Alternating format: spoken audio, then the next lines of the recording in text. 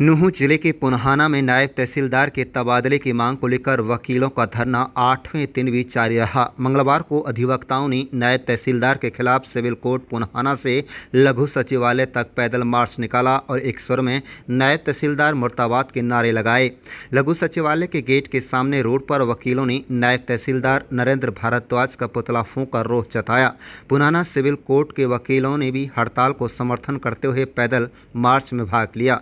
पैदल मार्च में जिला मेवात बार एसोसिएशन के प्रधान मकसूद खान भी मौजूद रहे, जिन्होंने जिला प्रशासन को चेतावनी दी कि पुन्हाना कोर्ट को बंद कर दिया गया।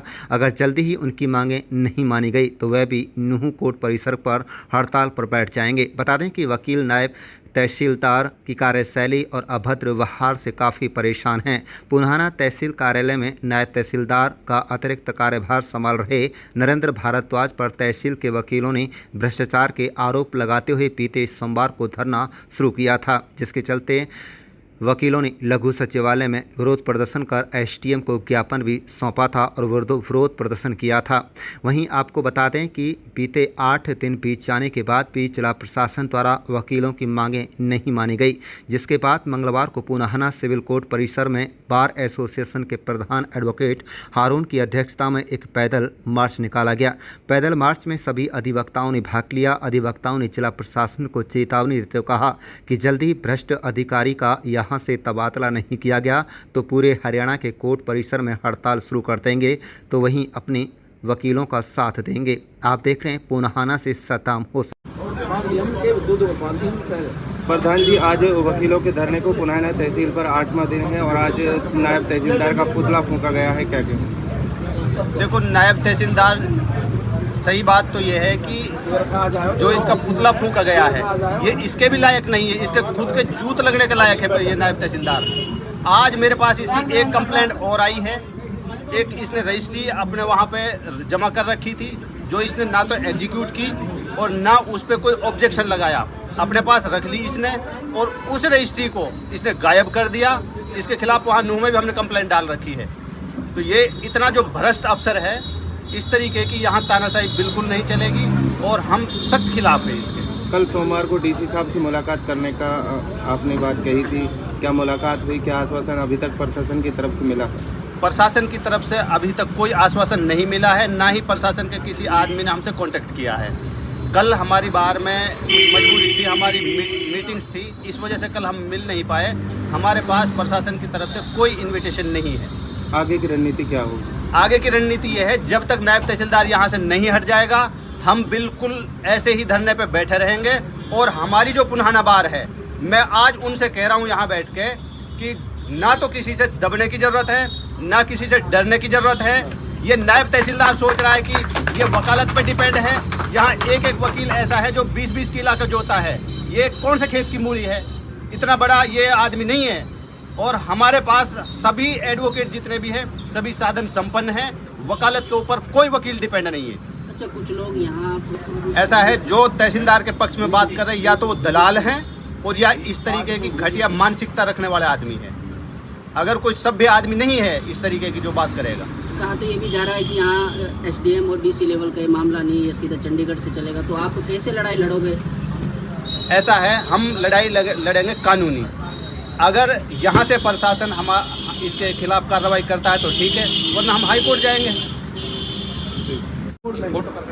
प्रधान जी, आज पुन्हाना तहसील पर वकीलों के धरना को 8वां दिन है और आज पुतला फूंका गया है, क्या कहें?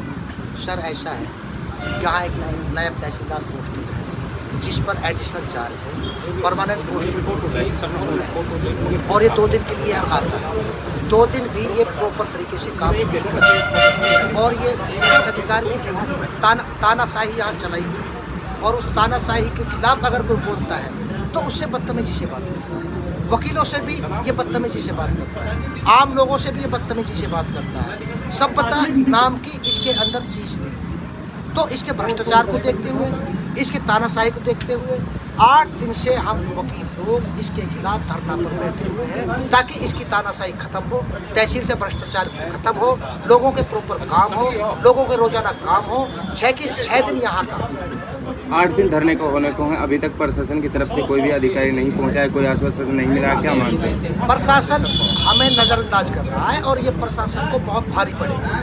वकीलों को नज़रअंदाज करना प्रशासन को बहुत भारी पड़ेगा। प्रशासन इस तरफ 1% भी ध्यान नहीं दे रहा है, क्योंकि इसकी जो भ्रष्टाचार की जड़ें हैं वो प्रशासन के अंदर गहरी पहुंची है और ये हम लोगों की कदर नहीं करते हैं और यहाँ के लोगों को पागल समझते हैं। इसलिए प्रशासन जानबूझ करके किसी भी तरह का कोई एक्शन इस नायब तहसीलदार के खिलाफ नहीं ले रहा। धरने के दौरान आज की पूरी प्रक्रिया क्या रही, क्या क्या आपने मार्च किया, कहाँ तक? आज धरने के दौरान प्रक्रिया ये रही कि आज हमने तहसीलदार का मतलब सिविल कोर्ट से लेकर के हम पैदल मार्च में आए, जैसा आप सभी साथियों ने देखा, और एडमिनिस्ट्रेटिव जो बिल्डिंग है उसके गेट के सामने हमने नायब तहसीलदार का मतलब रुका और हमारा यह एक छोटा सा प्रयास था कि इसके माध्यम से हम सरकार तक अपनी आवाज़ को पहुंचाना चाहते हैं कि सरकार जागे और इस तरीके के अधिकारी का ट्रांसफर करे, इस तरीके के अधिकारी के खिलाफ एक्शन ले, इस तरीके के अधिकारी को पोस्टिंग ना करे, एक ईमानदार और स्वच्छ छवि वाला अधिकारी यहाँ आए ताकि लोगों का काम हो सके, सबकी इज्जत कर सके, सबसे सबका काम करे और टाइम पर काम करे। रजिस्ट्रियाँ और जो एग्रीमेंट है उनको गाड़ी में रख करके अपने रेजिडेंस बना ले जाए, वहाँ लोगों को ना बुलवाए, साइन यही। अच्छा, पिछले 8 दिन से टाइपिस्ट और वकील की बात नहीं है, अभी हमने किसी पक्ष के नेता को या राजनीतिक दल के किसी सदस्य को इसमें इनवाइट नहीं किया है। हम इस मामले को केवल और केवल वकीलों तक ही सीमित रखना चाहते हैं ताकि हम और प्रशासन मीनिंग डियर भाई प्रशासन आज प्रशासन नहीं, जो नायब तहसीलदार पुनहाना है उसके खिलाफ कोई कार्रवाई हो सके। अगर कहीं ये भी जरूरत पड़ी, हमें एक बड़ा आंदोलन करना पड़ा, तो पॉलिटिकल पर्सन ही नहीं, यहाँ की जनता भी हमारे साथ आएगी, यहाँ के लोग भी हमारे साथ आएंगे, यहाँ के सर्विसमैन भी हमारे साथ आएंगे, गरीब भी आएगा, अमीर भी आएगा, पॉलिटिकल पार्टीज के लोग भी आएंगे। हमने अभी तक उनको इनवाइट नहीं किया है क्योंकि हम इसको पॉलिटिकल रंग नहीं देना चाहते और ना ही हम वकील लोग हैं पॉलिटिकल रंग देना चाहते, ना हम पॉलिटिकल हैं और ना हम राजनीति करना जानते हैं, ना हम राजनीति करना चाहते हैं, ना इसको राजनीति में इस मुद्दे को बचना चाहते हैं।